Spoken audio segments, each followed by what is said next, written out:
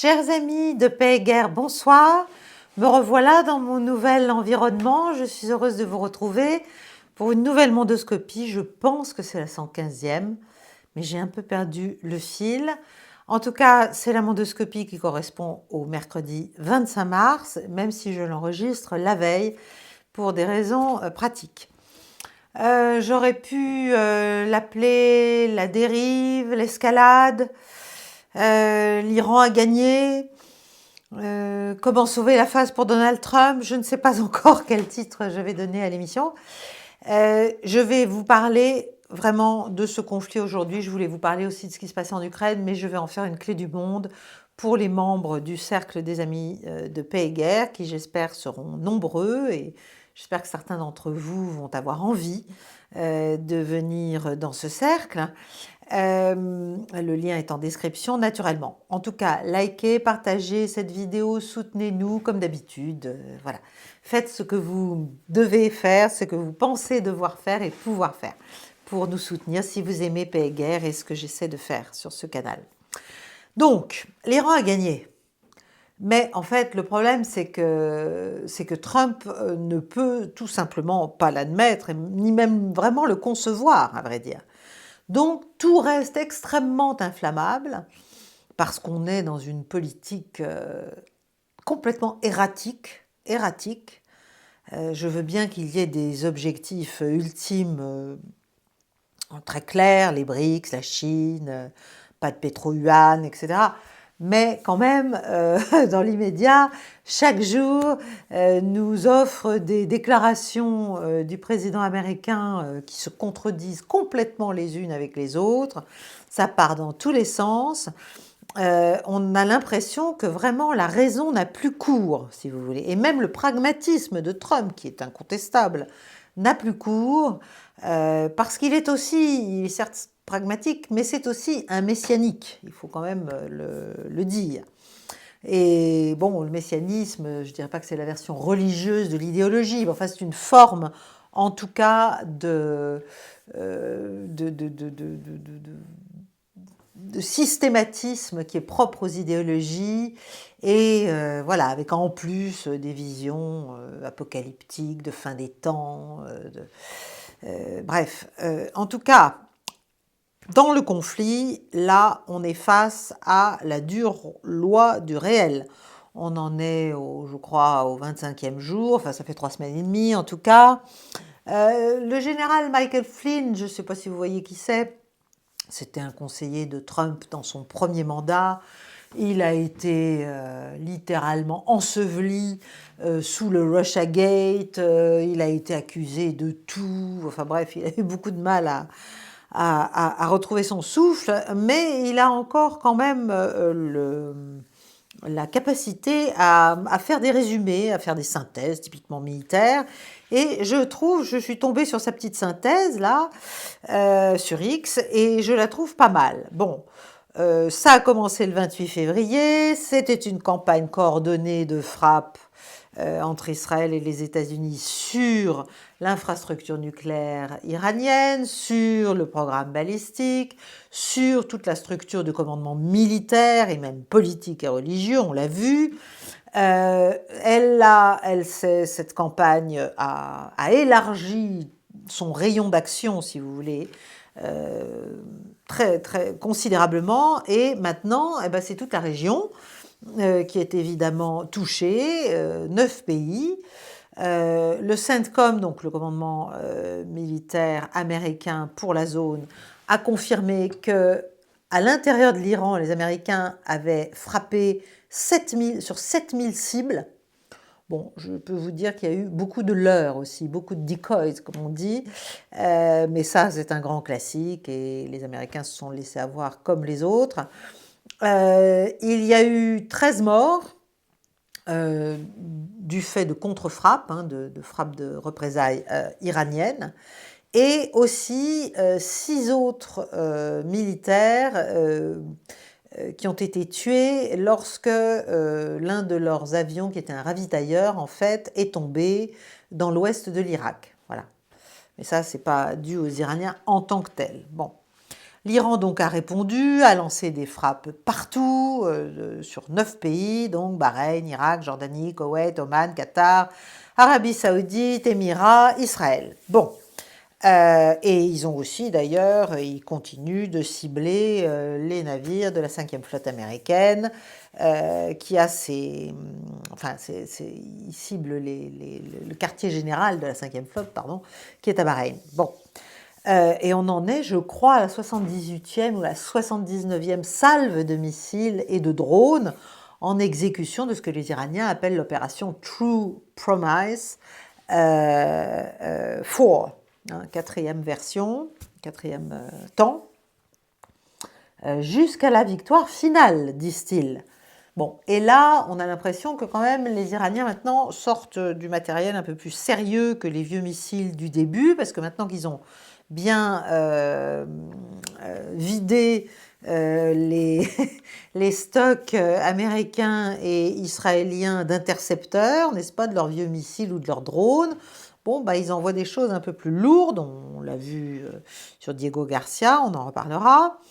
En tout cas, le détroit d'Ormuz, comme vous le savez, pour l'instant, est de fait impraticable, sauf pour les navires amis de l'Iran. Ils ont dit que ça pouvait rester indéfiniment comme cela, et ils se préparent à attaquer toutes les infrastructures régionales américaines et des alliés des États-Unis si Trump met à exécution son fameux ultimatum de 48 heures, puisqu'il avait dit que si le détroit d'Ormuz n'était pas réouvert, n'est-ce pas, par l'Iran, il allait taper toutes les centrales électriques iraniennes. Bon. En tout cas, voilà, on est déjà passé à autre chose, parce qu'il s'est rendu compte qu'il s'est tiré encore une fois une balle dans le pied en donnant des ultimatums. C'est toujours très dangereux, les ultimatums, très très dangereux, surtout public, n'est-ce pas? Et là, bien sûr, il a dû trouver une porte de sortie, et la porte de sortie, c'était de dire, on va faire des pourparlers, parce qu'en fait, voilà, ils n'ont pas le choix, rien ne se passe vraiment comme prévu, et on va faire des pourparlers, et donc on se donne 5 jours, et si dans 5 jours on n'aboutit à rien, bon, alors veulent-ils aboutir à quelque chose? Ces pourparlers sont-ils sérieux? Après ce qui s'est passé en juin et en décembre, et en janvier, pardon, on peut penser que c'est pas forcément très sérieux, on ne voit pas très bien ce que les Iraniens auraient à gagner pour l'instant, parce qu'ils ont malgré tout la main. Alors certes, comme je l'ai déjà dit plusieurs fois, il y a un différentiel de puissance militaire évident entre l'Iran et les États-Unis, mais ça ne suffit pas pour établir le rapport de force, en fait. Il n'y a pas que cela qui compte. Il y a aussi la détermination, il y a la capacité à taper des intérêts de l'ennemi ailleurs, à gêner ses alliances, à gêner ses projets, etc., etc. Je rappelle que 20% du gaz naturel liquéfié mondial passe par le détroit d'Ormuz. Je rappelle que près de 50% de tout le soufre et l'urée et tous les composants, en fait, des engrais, donc de l'agriculture, donc de toute l'agroalimentaire mondiale, si vous voulez, tout ça, ça passe en grande partie par le détroit d'Ormuz. Donc vraiment, ces frappes ont déclenché quelque chose d'absolument dramatique pour l'économie mondiale. Est-ce que Trump le savait, le comprenait, s'en fichait? On ne sait pas. En fait, on ne sait pas, même si on comprend qu'effectivement c'est sous la pression de l'allié israélien que la campagne a été finalement lancée, voilà, pour l'instant ça ne donne pas du tout les résultats escomptés. Alors, donc, il y a eu cet ultimatum transformé en 5 jours de négociations. Le ministre iranien des Affaires étrangères Araghchi a dit que non, il n'y avait aucun pourparler. En fait, il semblerait qu'il y en ait. Alors, il y en a entre qui et qui? Alors, du côté iranien, je ne sais pas, mais en tout cas, ça aurait l'assentiment du nouveau guide suprême Donc Mojtaba Khamenei, qui est le fils de l'ancien ayatollah Khamenei, de l'ancien guide suprême, et qui aurait donc donné son accord et probablement envoyé un représentant, enfin désigné un représentant. Et puis du côté américain, c'est Dupont et Dupont, les inénarrables, Steve Witkoff et Jared Kushner, dont on a bien compris que la diplomatie n'était pas leur fort en fait. On dirait d'ailleurs, si vous voulez, Witkoff et Kushner, ça fait un peu agence de PR, quoi, agence de relations publiques, parce qu'en fait c'est ce qu'ils font, voilà. C'est ce qu'ils font, ils amusent la galerie, ils font attendre, ils font marner. On a du mal à savoir quel est le sérieux finalement de ces deux individus, outre le fait qu'ils ont une incompétence diplomatique manifeste. Mais à quoi servent-ils exactement? Voilà, à gagner du temps ou à chercher des points importants malgré tout de compromis dans une situation épouvantable ou pas. En tout cas, nous sommes face aux dégâts, de mon point de vue, aux dégâts politiques et géopolitiques colossaux de l'évolution, non seulement de l'Empire, mais du système occidental dans son ensemble vers une sorte de nihilisme. On a une totale déconnexion des faits, je vous en parle depuis que cette chaîne existe, et je le pense depuis 15 ans, ou 20 ans peut-être déjà. On est dans un déni abyssal dont on ne sait pas et dont on ne veut pas sortir.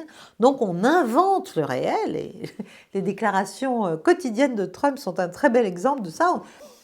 Il dit des choses qui n'existent pas, mais il en dit tous les jours de nouvelles.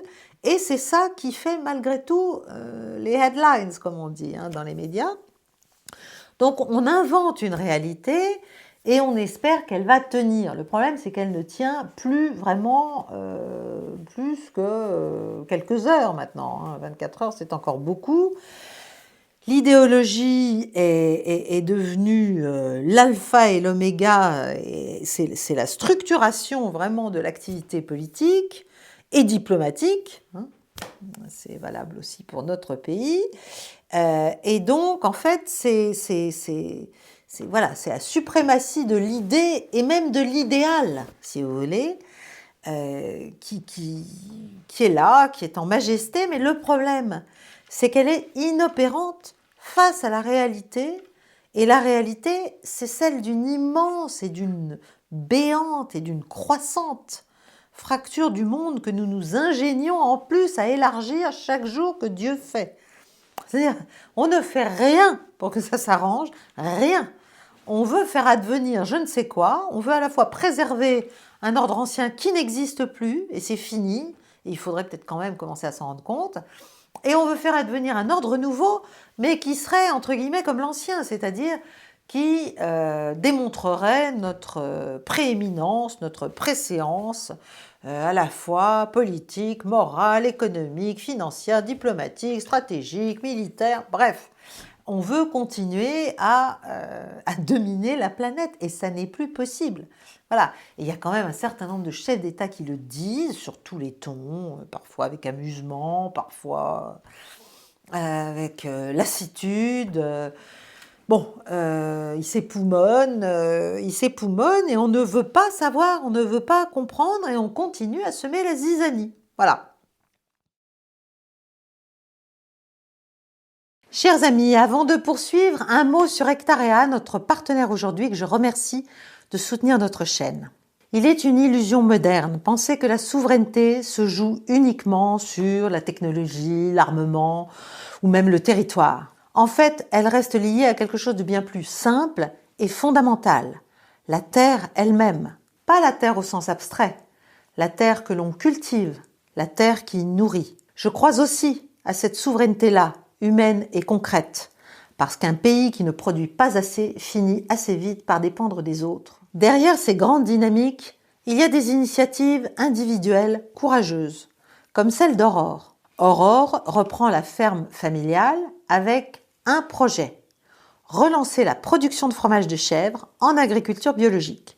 Et je vais vous faire un aveu, j'adore le fromage de chèvre. Un troupeau d'une 50aine de chèvres, une production locale, en circuit court. Sur le papier, tout cela paraît très simple. En fait, ça ne l'est pas. Parce que tout repose sur une chose, l'accès à la terre. Or, aujourd'hui, beaucoup d'agriculteurs partent à la retraite sans être remplacés. Et l'accès au foncier devient de plus en plus difficile. La question est simple en fait. Qui produira demain? Et c'est là qu'interviennent des initiatives utiles comme celle d'Hectarea qui soutient cette vidéo. Hectarea permet à des particuliers d'investir dans des terres agricoles exploitées par des agriculteurs. Concrètement, vous financez du foncier qui est ensuite loué à ceux qui le travaillent. Dans le cas d'Aurore, l'objectif est de sécuriser les terres familiales pour lui permettre de s'installer et de développer son activité. Cette communication est fournie à titre informatif et ne constitue ni un conseil en investissement, ni une recommandation personnalisée. Tout investissement comporte des risques, notamment de perte en capital. Si le projet d'Aurore et d'Hectarea vous intéresse, vous trouverez le lien en description de cette vidéo. Je remercie encore une fois Hectarea de soutenir PayGuerre. Donc pour l'instant, on a 5 jours pour que la pression a priori redescende un peu. Et Trump a promis que pendant ce temps, il ne taperait pas les infrastructures énergétiques. Mais cette pression, Trump se l'est lui-même mise, si vous voulez. Donc il essaie d'acheter du temps, mais rien de ce qui est structurel, des enjeux, c'est la même chose qu'en Ukraine. Rien de ce qui est structurel n'est réglé et ne peut l'être, à vrai dire. Bon, les pays de la région sont toujours attaqués en représailles par l'Iran, hein, puisqu'ils se prêtent au jeu américain, les Saoudiens, les Bahreïnis, les Koweïtiens, bon. Le Pentagone a demandé 200 milliards de plus pour les opérations de guerre. Jusqu'à présent, jusqu'au 19 mars, on a estimé que la guerre avait déjà coûté 18 milliards aux États-Unis. Voilà. Donc, on est dans une dérive totale et on est dans une dérive de la mission, à supposer qu'on sache très exactement ce qu'était la mission initiale, ce qui n'est même pas le cas. Mais bon. En tout cas, on est dans cette troisième guerre du Golfe, si vous voulez. Depuis la crise énergétique des années 70, c'est probablement la plus grande rupture, le plus grand choc dans les fournitures d'énergie. Hein.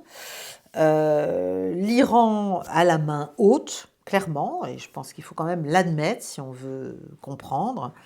Rien ne s'est passé comme le souhaitaient les États-Unis. Israël, c'est plus difficile parce qu'Israël,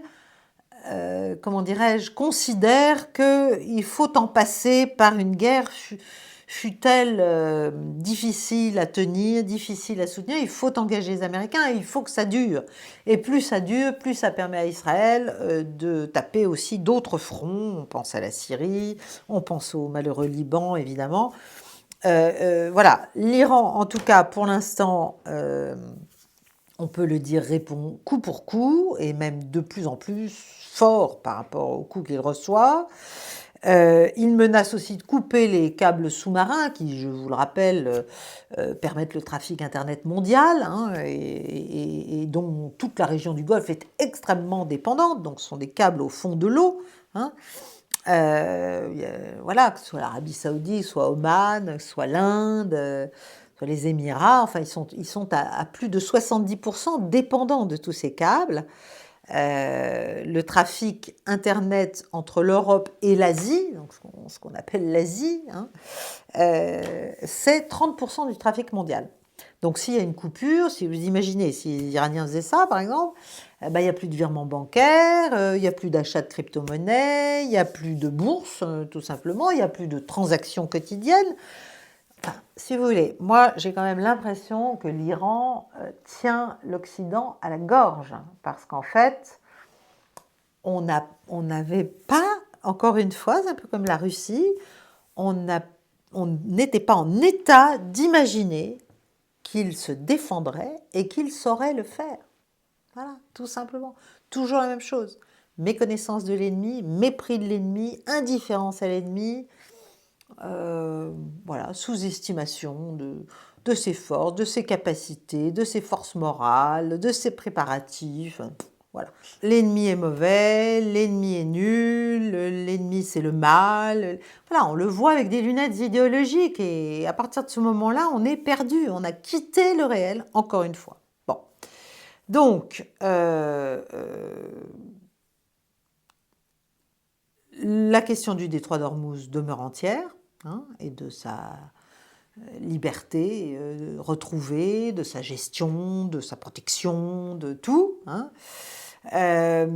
C'est de toute façon le terrain décisif, que ce soit économiquement, que ce soit stratégiquement, que ce soit diplomatiquement.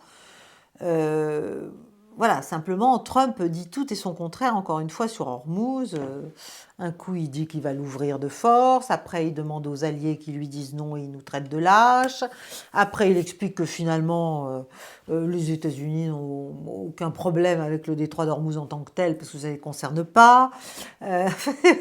Voilà, c'est bon. L'Iran a très bien compris tout ça, a très bien compris l'espèce de panic mode et d'improvisation, en fait, assez catastrophique. Il y a une incohérence, si vous voulez, il y a une incohérence à la fois verbale, mais aussi intellectuelle, hein, de raisonnement analytique, en fait, analytique. Il y a une incohérence analytique américaine qui est lourde et qui est très lourde de conséquences, non seulement pour les États-Unis, mais évidemment pour nous, leurs merveilleux alliés. Donc, l'administration, qu'est-ce qu'elle fait? Elle essaie de sauver les marchés, n'est-ce pas? Parce que ça, c'est sous. Donc, sauver le prix du pétrole, hein, qui ne s'envole pas, sauver la cohésion des alliés, qui est quand même pas en bon état, gérer la question de l'autorisation du Congrès à ce conflit sans queue ni tête, gérer la question de ce régime change qui n'a rien changé, hein, c'est toujours le même régime, il n'y a pas d'effondrement du tout, ils ont beau avoir assassiné tout un tas de gens, sans problème d'ailleurs, tout un tas de hauts responsables iraniens, comme si c'était vraiment je ne sais quoi, des terroristes internationaux, bon voilà. Ça n'a pas produit du tout les effets attendus. Donc toutes les questions dures, en fait, n'ont toujours pas de réponse, si vous voulez. Pourquoi est-ce qu'on est là? Alors, pourquoi est-ce qu'on est là? De mon point de vue, c'est clair. À la fin, c'est clair. Mais c'est pas la même chose pour Israël et c'est pas la même chose pour les États-Unis. Pour Israël, il faut casser l'Iran parce que l'Iran, c'est le concurrent. Voilà. Au-delà de la question atomique, au-delà de la question de l'arme, de la menace, de qui va détruire qui, etc., qui est quand même très, très largement embrouillé à dessein, alors que c'est en fait assez clair. Israël ne veut pas de compétiteurs nucléaires au Moyen-Orient, c'est tout simple, hein, voilà.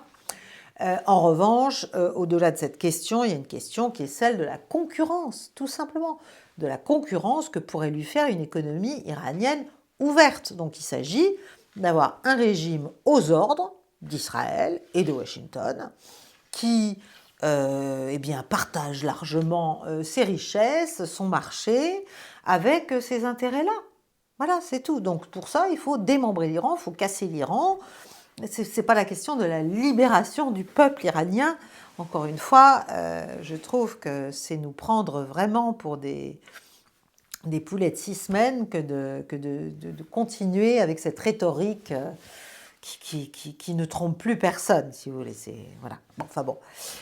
Donc, et puis derrière ça, bien sûr, du point de vue américain et du point de vue des gens qui réfléchissent aux États-Unis, il s'agit de casser la croissance chinoise, donc de casser les fournisseurs, de rompre, si vous voulez, les capacités qu'a la Chine de se fournir en énergie, bon marché, donc l'Iran, le Venezuela, mais aussi surtout l'Iran, de casser les BRICS, de casser les routes de la soie, de casser le corridor de transport international nord-sud. Voilà, si vous voulez, c'est derrière Trump, en fait, même s'il n'y a plus toute cette rhétorique de la démocratie, etc., c'est en Europe qu'elle est encore assez vivante. Mais aux États-Unis, bon, à part quelques-uns, c'est quand même, si vous voulez, le réalisme à la Trump, c'est qu'on prend ce qu'on veut, voilà, sur la Terre, mais c'est pas pour apporter le bien la justice, la beauté, le développement et le dollar. Non, c'est pas du tout pour ça, c'est parce qu'on a besoin des ressources de ces gens et donc ils savent pas les gérer, voilà, ils sont arriérés, etc. On les récupère. Bon, donc c'est de la prédation pure qui ne s'embarrasse pas tellement de scrupules. Du côté du mondialisme, qui est encore extrêmement puissant aux États-Unis et qui attend son heure, bien sûr, après Trump, s'il n'y a pas Vance. Hein. Vance qui d'ailleurs se tient, il faut le remarquer, très, très discrètement, de manière aside, hein, comme diraient les Américains, de tout ça et ne prend pas de position et à mon avis se prépare à proposer autre chose pour les républicains que du Trumpisme pur et dur. Eh bien, à part Trump donc, et ce courant-là, il y a un très très puissant courant mondialiste anglo-saxon ancien, qui est très bien représenté politiquement bien sûr par les néoconservateurs, qui sont à l'origine du Parti démocrate, mais qui ont essaimé partout dans la classe politique américaine et naturellement chez les républicains aussi. Et donc, pour ces gens-là, finalement, l'Empire américain lui-même est un moyen, est un véhicule, est un proxy d'une forme de domination. Voilà. Et c'est pour ça d'ailleurs que ce mondialisme déteste les États, cherche à les casser. Tout ce qui ressemble à une volonté de souveraineté, de protection, de sanctuarisation par le nucléaire ou par autre chose, etc. Tous les États-nations, en fait, qui prétendent exister de manière autonome et sans se soumettre, comme le font notamment tous les petits États du Golfe, aux desiderata de Washington, eh bien, tous ces gens-là doivent être détruits. Et c'est comme ça qu'on a détruit l'Irak, c'est comme ça qu'on a détruit la Libye, c'est comme ça qu'on a détruit la Syrie, c'est comme ça qu'on a détruit le Liban, même si c'était pas le même type de modèle. Et c'est comme ça qu'on essaie de détruire l'Iran. Et c'est comme ça, d'ailleurs, aussi qu'on ne supporte pas la Russie. Tout ça, c'est la même idéologie, voilà, mondialiste, prétendument universaliste, etc., mais qui, en fait, a une vision extrêmement... qui veut une forme d'homogénéité, parce qu'en fait, l'homogénéité et la fin des États, bien sûr, ça rend les populations, puisqu'il n'y a plus vraiment de peuple, une fois qu'il n'y a plus d'État-nation, les populations et les territoires beaucoup plus gérables, captables, enfin on peut les prendre, on peut les exploiter, on peut les mettre au niveau, quoi. Enfin, pas à niveau, mais au niveau qui nous convient. Voilà, on peut les dominer, si vous voulez, on peut les contrôler. Bon. Donc, c'est ça l'end state, comme on dit aux États-Unis, c'est-à-dire l'objectif final, ce que veulent les stratèges américains. Mais ce n'est pas forcément ce que veut Trump, parce que je ne sais pas s'il va si loin dans sa réflexion. Ce qu'il ne veut pas, en tout cas, c'est un pétro-yuan. Hein. Il aime le pétrodollar, il n'aime pas le pétro-yuan, et ça on peut le comprendre d'ailleurs. Et en tout cas, il s'agit donc de casser d'une manière ou d'une autre, et s'il le faut par la force, pendant qu'il le peut encore, pense-t-il, tous les États qui peuvent aider la Chine finalement à avoir cette autonomie énergétique qui lui permet de nourrir sa croissance. C'est pas plus compliqué que ça. Voilà. Je pense que bon. Donc,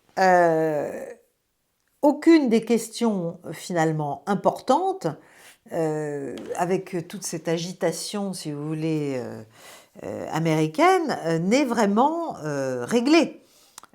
Qui va tenir le terrain, qui va sécuriser les matériaux nucléaires iraniens, qui va, s'il y a un vide du pouvoir, même à Téhéran, est-ce qu'on ne peut pas imaginer qu'il y aura d'autres forces qui seront elles aussi hostiles aux intérêts américains?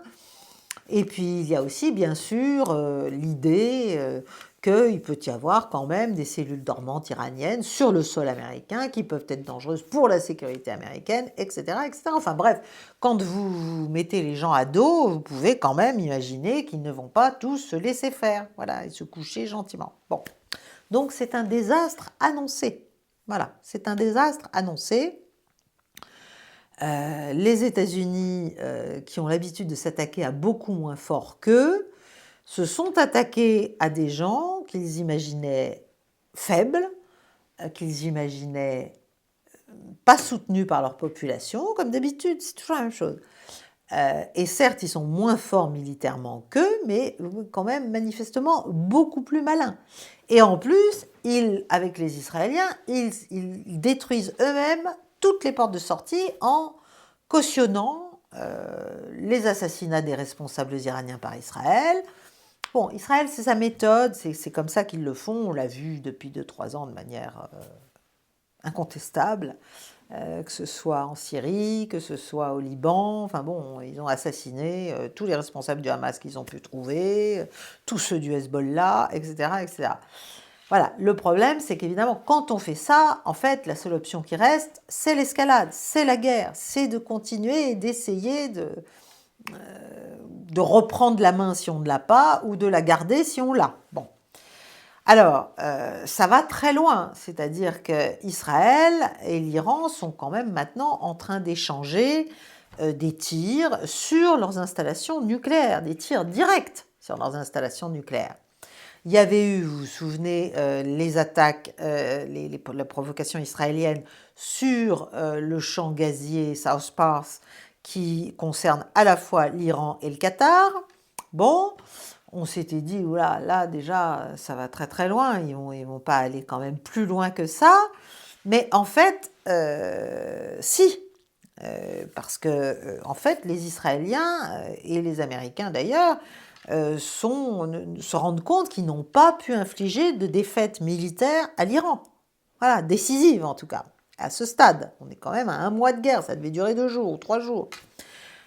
Donc maintenant, ils menacent de dévaster de manière existentielle toutes les infrastructures civiles critiques. Donc voilà, on monte dans l'escalade. Et dans ce contexte, Israël a lancé il y a quelques jours des frappes sur l'usine nucléaire de Boucher, qui est une usine qui est opérée par les Iraniens et par les Russes, qui a été construite par les Russes d'ailleurs. Donc là, ça devient extrêmement sérieux. Et qu'a fait l'Iran? L'Iran a tapé. Alors, le voisinage de Dimona, qui est la centrale, le complexe nucléaire israélien, et une autre petite ville, je crois, Arad, à côté. Alors, ils ont tapé sur la ville de Dimona. Est-ce qu'ils l'ont fait exprès ou est-ce qu'ils se sont plantés et qu'ils auraient voulu taper la centrale elle-même? J'ai du mal à le penser. Ils ont aussi tapé d'ailleurs, il y a eu de très fortes explosions à Tel Aviv, juste après Dimona. Les défenses israéliennes, manifestement, n'ont pas fonctionné.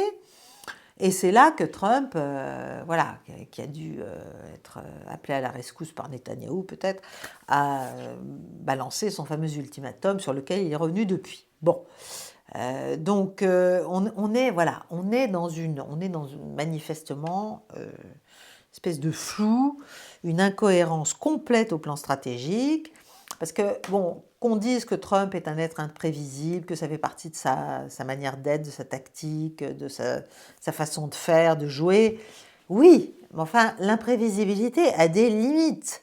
La logorée sans queue ni tête a des limites.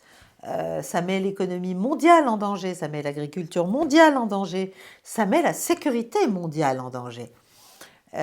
Donc c'est bien de vouloir rassurer les marchés. Alors quand il parle de négociations, pouf, les marchés remontent et le pétrole baisse. Quand il parle d'ultimatum et il dit qu'il va aller prendre l'île de Karg, alors là, les prix du pétrole explosent et les marchés tombent. Enfin, je veux dire, c'est pas sérieux tout ça. Alors, est-ce que c'est une manière d'écluser la dette phénoménale des États-Unis pendant ce temps? Je ne sais pas, je n'en sais rien.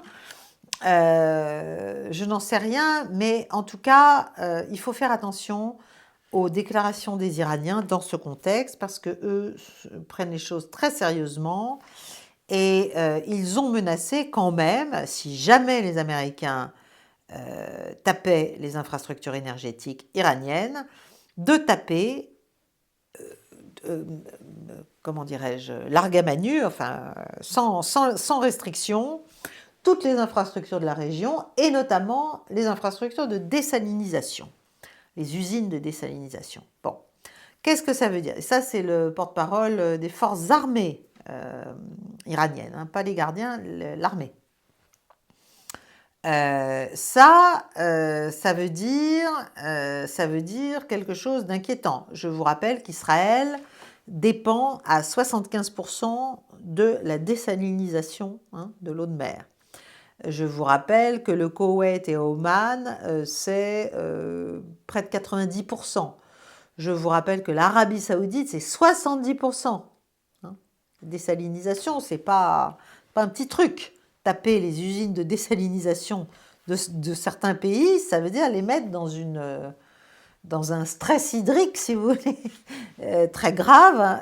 Et donc, voilà, enfin, c'est une pression politique colossale, parce que c'est une pression aussi sociale, bien sûr, par rapport à leur population.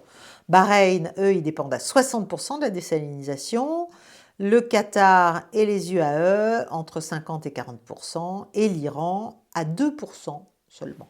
Voilà. Donc, c'est-à-dire 2% de leur eau potable et de l'eau de mer dessalée. Bon. Désalinisée, voilà. Alors, je vous parle aussi des Houthis, bien sûr, parce qu'il y a Hormuz, mais il y a Bab el-Mandeb, hein, du golfe d'Oman.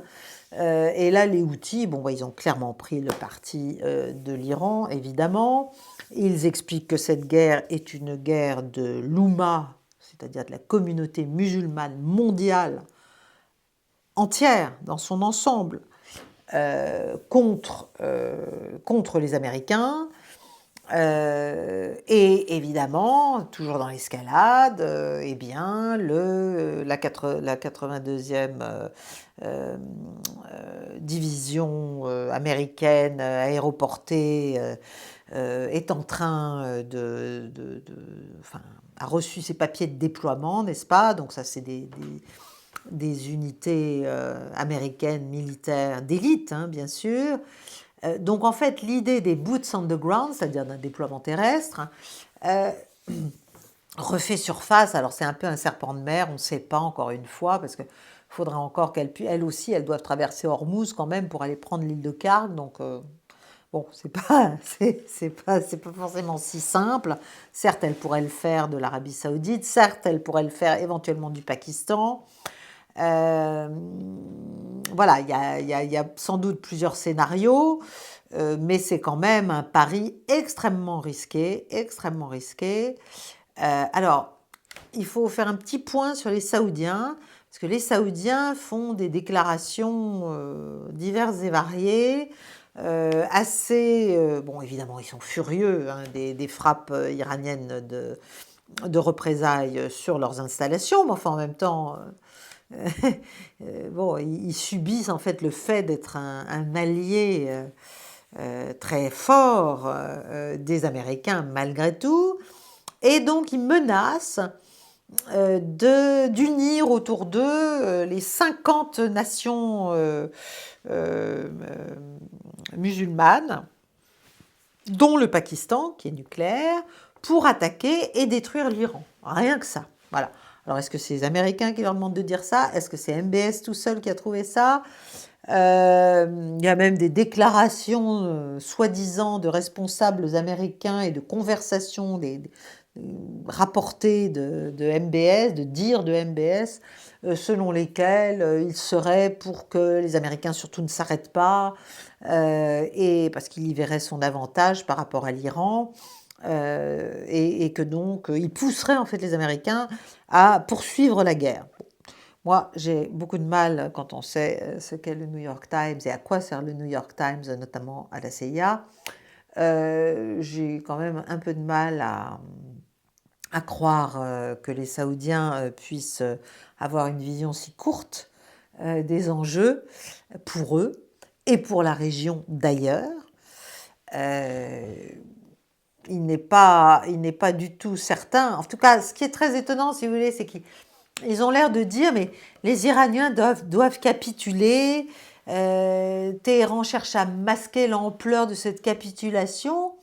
Moi, j'ai l'impression que c'est exactement l'inverse. Alors, je me trompe peut-être. C'est l'inverse qui est en train de se produire. C'est Washington qui doit sortir du trou où il s'est mis et sauver la face. Mais l'Iran ne va pas ni se désarmer totalement pour faire plaisir aux Américains, ni abandonner la surveillance du détroit d'Ormuz. Alors il se dit que Donald Trump voudrait que la gestion d'Ormuz soit partagée entre l'Iran et les États-Unis. C'est peut-être ça qu'ils sont en train de discuter. Ça me semble très ambitieux. Vous voyez, c'est-à-dire on n'arrive toujours pas à comprendre ce qui se passe. De la même manière, j'ai vu une émission où il y avait une analyste chinoise qui expliquait fort doctement, alors chinoise, peut-être chinoise d'origine, je ne sais pas pour qui elle travaillait exactement, mais elle avait l'air de dire que le fait que Trump envisage de reporter, ou ait reporté d'ailleurs, je crois, sa visite en Chine, était un drame pour Xi Jinping. Et que les Chinois ne savaient plus quoi faire, n'est-ce pas, pour pousser Trump à venir les voir. C'est une visite qui devait se passer entre le 28 mars et le 1er ou le 2 avril, donc une courte visite réduite à, voilà, entre guillemets un peu business, mais le problème c'est que les États-Unis et la Chine n'ont pas que des questions de business à régler, ils ont quand même des questions d'équilibre du monde à régler. Alors je comprends que les États-Unis n'aiment pas ça, mais c'est quand même une réalité. Voilà, mais on a une manière de présenter les choses, si vous voulez, comme si c'était soit les Russes, soit les Chinois, soit les Iraniens qui sont au bord de la capitulation. Et vraiment, en fait, il s'agit de les aider à sauver la face et de leur faire quelques petites concessions, etc. C'est pas du tout, à mon avis, comme ça que ça se passe dans la réalité, mais c'est exactement l'inverse. C'est-à-dire, là, de la même manière qu'en Russie, si vous voulez, bon, bah, il y a une réalité qui est tout simplement que les États-Unis et Israël ne sont pas arrivés à faire ce qu'ils voulaient faire. Voilà. Bon. Et que les Iraniens ont pris le mort aux dents et qu'ils ont bien compris que discuter, c'est bien gentil, mais si c'était pour préparer la prochaine salve d'attaque et les avoir à l'usure, c'était peut-être pas très intéressant. Donc je pense que là aussi, les enjeux sont très très élevés et les bases possibles d'une discussion, à supposer qu'elle existe et qu'elle puisse se tenir sérieusement, sont des bases très dures du côté, en l'espèce là, des Iraniens. Donc c'est les Américains qui vont devoir faire quelque chose. Alors après, qu'on permette à Trump de dire qu'il a eu une victoire, bon, très bien, pourquoi pas. Mais voilà, il me semble que là aussi, on ne voit pas les choses dans le bon sens, en fait. Quant aux Saoudiens, je pense qu'ils chantent beaucoup plus haut que leur lyre, comme on dit.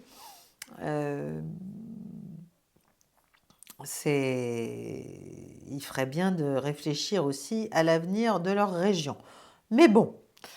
Et puis alors, si on revient dans le concret, admettons que tout ça ne marche pas et que les Américains et les Israéliens se mettent à taper comme des brutes sur les infrastructures énergétiques iraniennes. Je rappelle, et je ne suis pas la seule, il y a beaucoup d'analyses, beaucoup d'experts, de commentateurs qui disent que l'Iran, que le système, si vous voulez, électrique, de diffusion, d'irrigation du pays par le courant électrique est extrêmement décentralisée, comme leur défense d'ailleurs, et que les attaques ou les frappes américaines pourraient ne pas apporter, là encore, les résultats escomptés. C'est la même chose pour le gaz, très bon réseau de distribution, presque impossible à détruire, d'après certains experts. Alors, au plan électrique, il y a 400 stations électriques dans le pays, de taille variée. Euh, et la plus grande, en fait, la plus grande ne correspond qu'à 3% de la génération du courant de l'Iran. Donc, si vous voulez, il ne suffit pas d'en taper une, deux ou trois. Il y en a partout. Elles font chacune leur petit effet. Hein. Et quand on voit le temps qu'il a fallu aux Russes, et d'ailleurs c'est pas totalement terminé, pour détruire, pour dégrader, si vous voulez, à force de missiles, le système électrique ukrainien, qui est beaucoup plus concentré, on se dit que pour celui de l'Iran, qui est très déconcentré, ça va être beaucoup, beaucoup plus compliqué encore. Mais le problème, c'est que Trump, bon, tout ça, c'est des trucs de spécialistes, lui, il veut des grands effets, hein, non seulement de manches, d'annonces, mais il veut pouvoir dire, regardez, j'ai tapé ça, ça y est, nous avons oblitéré, n'est-ce pas, le programme nucléaire iranien, c'est bien, c'est pour ça qu'on en parle un an plus tard. Il a besoin de pouvoir montrer des choses, j'allais dire aux 20 heures, mais il a besoin d'avoir l'air triomphant, quoi, en fait, c'est ça. Et jusqu'à présent, il ne l'est pas. Il ne l'est pas du tout. Non seulement ces avions, ils se risquent de moins en moins à entrer en profondeur dans l'Iran, mais ils ont tapé quand même beaucoup de leurres, beaucoup d'endroits vides dans le désert. Et tout ça, c'est pas brillant en fait, voilà, si vous voulez. Alors, à part finalement tourner la population iranienne contre les Américains, et évidemment les Israéliens, mais contre les Américains, parce que bon, il ne s'agit pas vraiment de les libérer. Alors en plus, Trump, comme d'ailleurs Netanyahou, dit écoutez, c'est à vous de vous libérer, là on vous donne la chance de vous libérer, donc faites-le, n'est-ce pas? Libérez-vous de ce régime oppressif. Enfin, c'est du grand guignol, en fait. Pour moi, c'est du grand guignol. Et en plus, c'est extrêmement indécent parce que derrière tout cela, il y a des souffrances extrêmement réelles, il y a des morts extrêmement réelles en Iran, par centaines. Voilà, donc bien sûr, l'Iran se défend et se défend extrêmement bien. Et maintenant, comment dirais-je, maintenant qu'ils ont bien cassé les défenses américaines et israéliennes régionales, les défenses aériennes, ils les ont bien affaiblies. Maintenant, ils ont des missiles de beaucoup plus haute volée, si j'ose dire, et haute précision en tout cas, qui leur permettent de se moquer en fait des batteries patriotes, notamment, qui en plus sont de moins en moins nombreuses. Mais bon, voilà, voilà où on en est, si vous voulez. Donc on en est éventuellement à se dire, bon, puisque rien ne marche, puisqu'on ne peut pas, à partir de l'air, des airs, provoquer ce régime change, allons au sol et donc prenons l'île de Karg ou prenons d'autres îles ou faisons quelque chose. Voilà. Alors là, si vous voulez, c'est un pari extrêmement, extrêmement risqué hein, pour les Américains. Je ne sais pas s'ils mesurent bien. D'abord, comme je l'ai dit, le navire c'est un bateau d'assaut amphibie hein, sur lequel se trouvent ces Marines. Et pour l'instant, il opère dans la zone d'opération de la 7e flotte. Mais il va vers le Moyen-Orient en support de cette opération, hein, l'opération Epic Fury, hein, fureur épique, n'est-ce pas? Eh bien, il doit quand même passer lui aussi le détroit d'Ormuz hein, pour aller vers Karg. Sauf si, je vous dis, il passe à partir du Pakistan. Bon, alors il y en a un qui se réjouit de tout ça, qui trouve ça extrêmement facile, extrêmement. Je sais pas s'il ouvre de temps en temps un atlas, une carte. Bon, c'est Lindsey Graham, évidemment, le sénateur. Il explique que tout ça, ça va être très simple. Il rappelle que Oui, ce sera beaucoup plus simple qu'à Iwo Jima, n'est-ce pas, où les Américains avaient eu certes 30 000 blessés dont, en un mois, dont à peu près 7 000 morts en un mois, pour prendre une île qui était à peu près de la même taille que l'île de Karg. Euh, mais le problème, c'est que Graham, on ne peut pas le croire sur parole, parce que lui, son truc, c'est que plus ça va aller mal, plus, plus les Américains vont s'enliser dans des opérations sans issue ou trop dangereuses, eh bien, c'est ce qu'il attend, c'est ce qu'il espère. C'est ce qu'il espère parce que ça, voilà, il a une vision complètement apocalyptique des choses. Il faut que les États-Unis finissent par déclarer la guerre à l'Iran. Et s'il faut qu'il y ait des Marines qui meurent pour ça, plus ou moins utilement, bah écoutez, ce seront des agneaux sacrifiés, n'est-ce pas?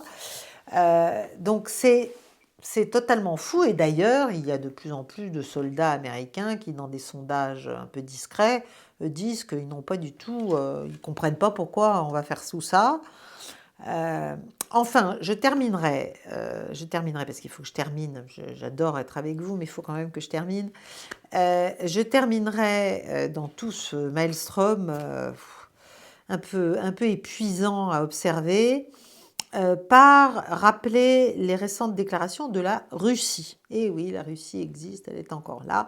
Et elle dit ce qu'elle a à dire, malgré tout, même si elle profite pour l'instant aux grandes dames des Européens qui en sont malades.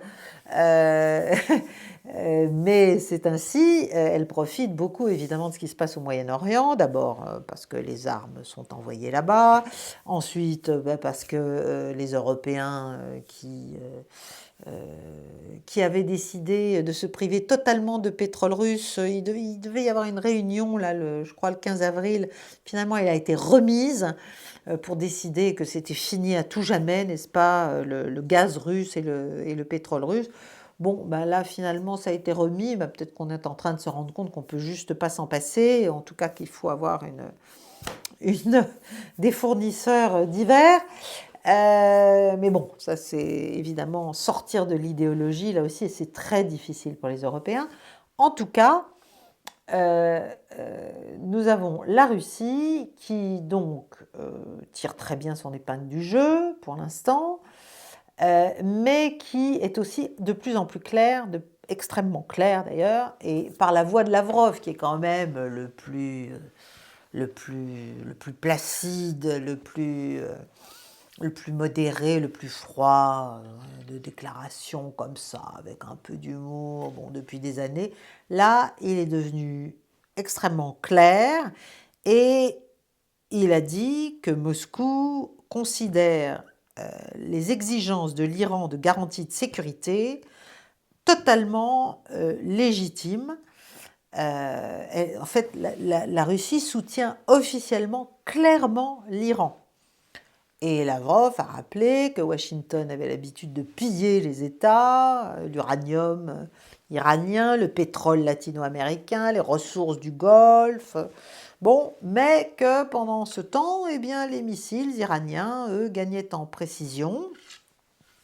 En dépit du fait que Trump explique qu'il a tout détruit, ben, pas totalement. En fait, on parle beaucoup de défaite stratégique de la Russie. Moi, je me demande si ce n'est pas l'Amérique qui est en train de subir une forme de défaite stratégique. C'est vraiment qui tout double. On est sur le fil du rasoir.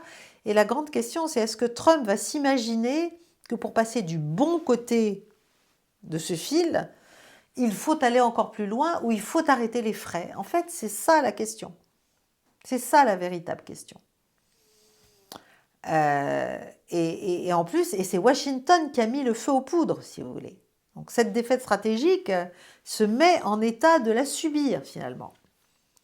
Donc il y a une tentative d'étouffer l'Iran par des sanctions, mais finalement à la fin c'est les agriculteurs de l'Iowa qui n'ont plus d'engrais, si vous voulez. Donc est-ce que c'est bien raisonnable? Voilà, le marché du potassium, le marché de l'azote, tout ça c'est au point mort. L'agriculture américaine, qui est un secteur extrêmement important pour les États-Unis, est en très très grosse difficulté pour l'instant. Alors évidemment, vous avez les pétroliers et les gaziers qui sont très très heureux, mais le reste du monde et même le reste de l'Amérique va subir l'inflation, va subir les manques, va subir beaucoup de choses. Donc, Lavrov, en tout cas, a été très clair dans ses déclarations. Moscou ne laissera pas l'Iran tomber et Moscou ne laissera pas plus ses propres ressources lui être confisquées parce que la Russie a tout à fait conscience qu'elle est la prochaine sur la liste de la démocratisation et du pillage. Enfin, s'il est encore besoin de convaincre certains d'entre vous du fait qu'il faut prendre l'Iran au sérieux, je rappelle quand même la frappe balistique iranienne sur la Grande-Bretagne à 4000 km de distance, enfin sur une île, sur Diego Garcia à 4000 km de distance. C'est quand même un sacré choc balistique. Moi j'ai cru que c'était un fake. Personne en fait ne se doutait que Téhéran possédait de tels moyens.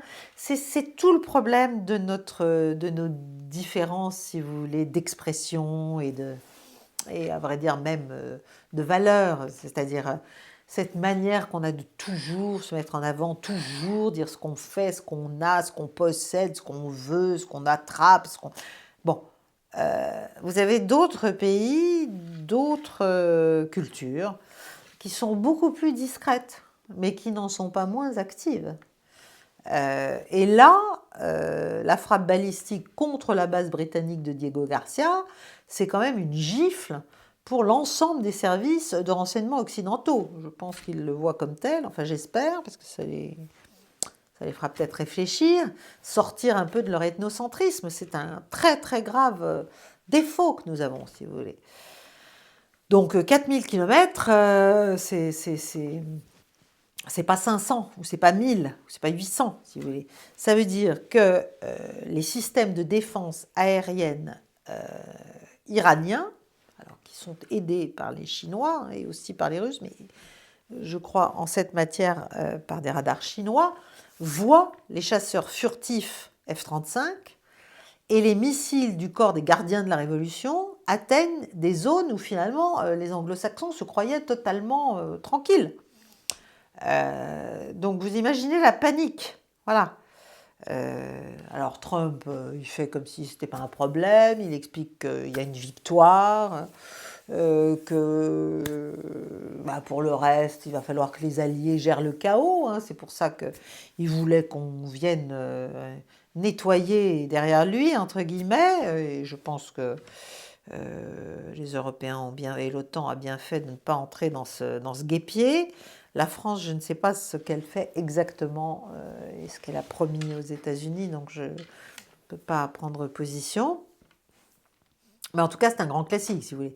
Les États-Unis mettent le feu à une région, et puis après, ils s'en vont, et puis ils appellent leurs alliés, là, en tant que pompiers, et puis si les pompiers ne veulent pas intervenir, ce sont des lâches, voilà.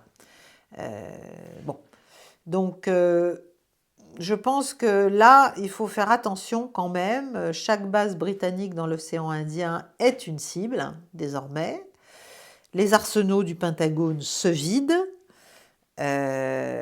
Israël, n'en parlons pas. Donc, il y a une impasse stratégique, si vous voulez.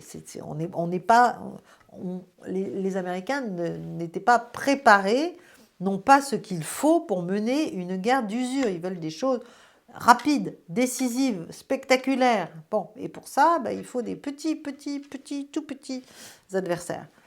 Donc, en conclusion, je dirais que l'Iran et la Russie sur le théâtre européen, tandis que l'Occident fait le bilan de ses pertes, n'est-ce pas, dictent malgré tout, toujours, et depuis quelque temps déjà, mais même là, dans ce cas de figure-là, les nouvelles règles du jeu et le chaos que cherchent à semer les États-Unis et Israël avec eux, leur revient comme un boomerang. comme un boomerang. Et voilà, je pense qu'il faut espérer beaucoup, bien sûr.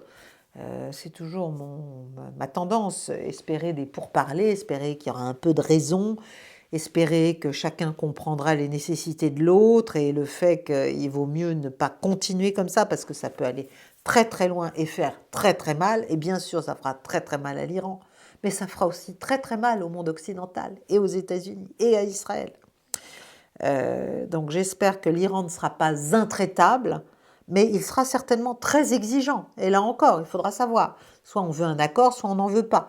Si c'est un accord léonin dans lequel on gagne tout et l'autre meurt, ça ne marchera pas. Ça ne marchera tout simplement pas. Voilà. Je vous quitte là-dessus. Il y a encore plein d'autres choses que je voulais vous dire, mais je ne peux pas faire des émissions d'1 h 30. Déjà, là, j'ai bien conscience que si certains aiment que ça dure, d'autres aiment que ce soit plus court. Je vous remercie de votre attention. Likez, partagez cette vidéo, faites connaître Paix et Guerre. Et pour ceux qui ont envie d'en savoir un peu plus, venez donc me rejoindre au cercle des amis de Paix et Guerre. Ça me fera grand plaisir. Et je vous parlerai de plein de choses. Par exemple, je vais vous parler, là, dans la prochaine Clé du Monde, de ce qui se passe au Parlement ukrainien. C'est assez intéressant ce qui se passe au Parlement ukrainien. Là aussi, le déni du réel a atteint ses limites. Et puis je vais vous parler aussi des scénarios possibles pour les États-Unis en Iran. Voilà, à propos de l'Iran. Bonne soirée, chers amis. À très vite. Au revoir. Merci de votre écoute.